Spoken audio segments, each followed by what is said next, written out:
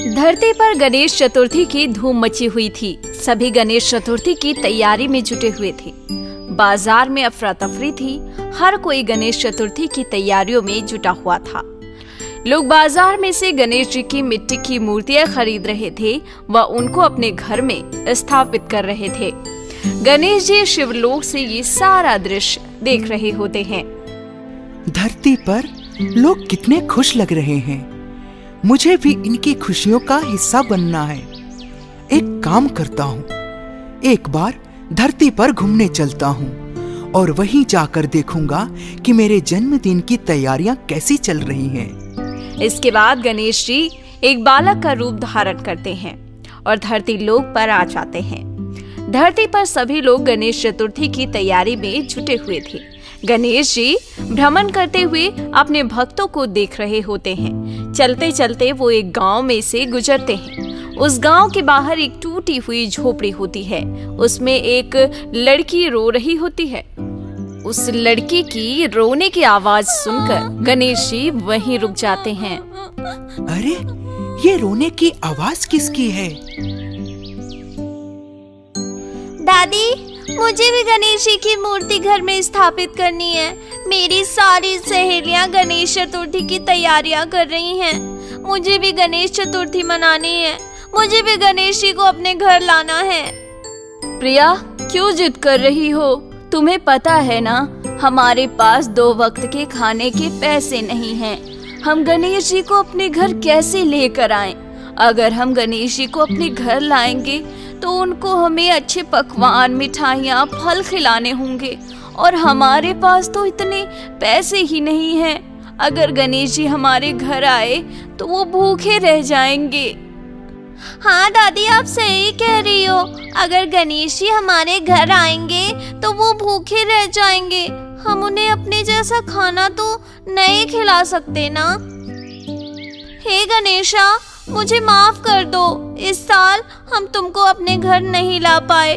अब क्या कर सकते हैं? हमारे पास इतने पैसे नहीं हैं कि हम तुम्हें अपने घर बुला सकें। अगर मेरे माता पिता जीवित होते तो हम जरूर तुमको अपने घर ले आते। कोई बात नहीं गणेशा, अगले साल हम तुम्हें अपने घर जरूर लाएंगे। ओहो, ये मेरे भक्त कितने भोले हैं। इन्हें लगता है कि मैं भोग चढ़ावे से प्रसन्न होता हूँ, लेकिन इन्हें ज्ञात नहीं है मैं तो मनुष्य के भक्ति भाव से ही प्रसन्न रहता हूँ। मुझे जाकर इनकी मदद करनी चाहिए। अरे बालक, तुम कौन हो? मैया, मेरा नाम गणेशा है। मेरे पास कोई घर नहीं है। क्या मैं कुछ दिन के लिए आप लोगों के साथ रह सकता हूँ? इसके बदले आप जो बोलोगे मैं वो सारे काम कर दिया करूँगा और मैं आपकी सारी बात भी मानूंगा। ये बालक इतना कोमल है, इसे मैं कैसे मना कर दूं? नहीं नहीं, इसे मैं मना नहीं कर सकती, वरना मुझे पाप लगेगा। कोई नहीं, कुछ दिन की तो बात है। आधा रोटी कम खा लेंगे। तुम मेरे घर पर रह सकते हो गणेशा, आ जाओ। यहाँ पर मैं और मेरी बेटी रहते हैं। तुम हमारे साथ रह सकते हो। शारदा भगवान गणेश को बालक समझकर अपने घर में स्थान दे देती है। मैया, आज तो गणेश चतुर्थी का प्रथम दिन है। आज आपने गणेश चतुर्थी की कोई तैयारी नहीं की? मन तो हमारा भी है, पर हमारे पास इतने पैसे नहीं हैं कि हम गणेश जी को अपने घर बुला सके। अरे मैया, गणेशा धन दौलत से खुश होकर थोड़ी आते हैं। वो तो अपने भक्तों के भाव को देखते हैं। आप एक बार गणेशा को अपने घर तो लाओ, वो आपके सारे कष्ट हर लेंगे। आप लोग घर की साफ सफाई करिए, मैं गणेशा की मूर्ति और पूजा के सामान लेकर आता हूँ। अरे, तुम कैसे लेकर आओगे? अरे मैया, मैंने यहाँ कुछ महीने एक सेठ के यहाँ काम किया था। वो सेठ मुझे बहुत मानता है। मैं उसी के दुकान से सारा सामान ले आऊंगा। आप चिंता मत करिए। सच में? आप गणेश जी को घर लाओगे? हाँ, मैं अभी गणेश जी को घर लेकर आता हूँ। तुम तब तक घर की साफ सफाई कर दो। बाल गणेश घर के बाहर जाते हैं और अपनी शक्ति से एक गणेशा जी की मिट्टी की मूर्ति और कुछ फल और पूजा सामग्री उत्पन्न करते हैं। उधर शारदा और प्रिया सारे घर की सफाई करती हैं। प्रिया बहुत ही खुश थी क्योंकि आज पहली बार उसके घर पर गणेश जी की स्थापना होने वाली है। थोड़ी देर बाद बाल गणेश भी मूर्ति और सामग्री के साथ लौट आते हैं। उनके हाथ में फल सामग्री व गणेश भगवान की मूर्ति देख प्रिया और शारदा बहुत खुश होती हैं और वो दोनों खुशी खुशी अपने घर में गणेश जी की मूर्ति स्थापना करती हैं। जो घर पहले खाली और सूना सूना लग रहा था, मूर्ति स्थापना के बाद वही घर खिलखिलाने लगा। शारदा और प्रिया ने पूरे घर को अच्छे तरीके से सजाया था। दादी देखो, अब हमारा घर कितना अच्छा लग रहा है। गणेश भैया की वजह से आज हमारे घर पर गणेश जी आए हैं। हाँ बेटा, गणेशा तुम्हारी वजह से आज हमारे घर पर भगवान गणेश जी की स्थापना हुई है। मैं किस तरह से तुम्हारा धन्यवाद करूं? अरे मैया, आपने मुझे यहाँ रुकने की जगह दी है, इतना बहुत है मेरे लिए।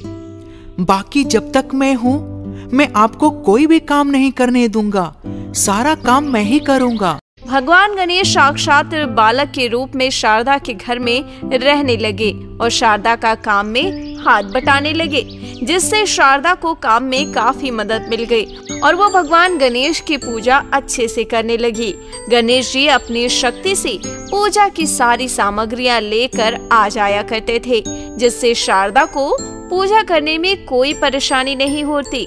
शारदा के साथ प्रिया भी गणेश जी की पूजा में बैठी रहती थी और साक्षात गणेश जी अपने भक्तों की सेवा में जुटे हुए थे। प्रिया और शारदा को शायद ये पता भी नहीं था कि गणेश कोई बालक नहीं बल्कि भगवान गणेश हैं। देखते देखते गणेश चतुर्थी के 9 दिन अच्छे से बीत जाते हैं।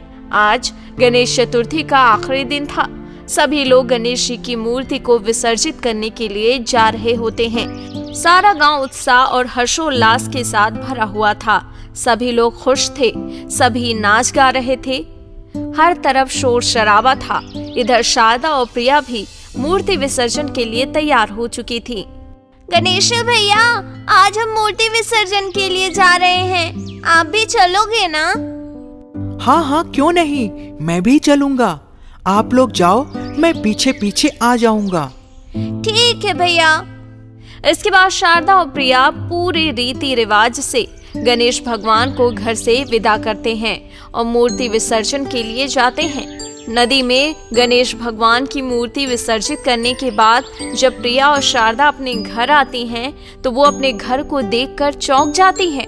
वो देखती हैं कि उनके टूटे हुए घर की जगह एक बड़ा आलीशान महल खड़ा है। जब वो दोनों घर के अंदर घुसती हैं, तो देखती हैं कि उनका घर सोने के सिक्कों से भरा हुआ है। दादी देखो, गणेश जी ने हमारी पुकार सुन ली। उन्होंने हमारे टूटे हुए मकान को महल बना दिया। सही में बेटा, लोग गणेश जी को ऐसे ही विघ्नहर्ता नहीं कहते। उन्होंने तो कुछ ही दिनों में हमारे सारे विघ्न हर लिए। पर दादी, गणेशा भैया कहाँ हैं?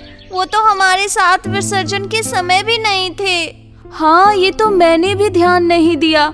जा प्रिया, गणेशा जी को खोज कर ला, कहीं वो बाहर भटक तो नहीं गया बेचारा।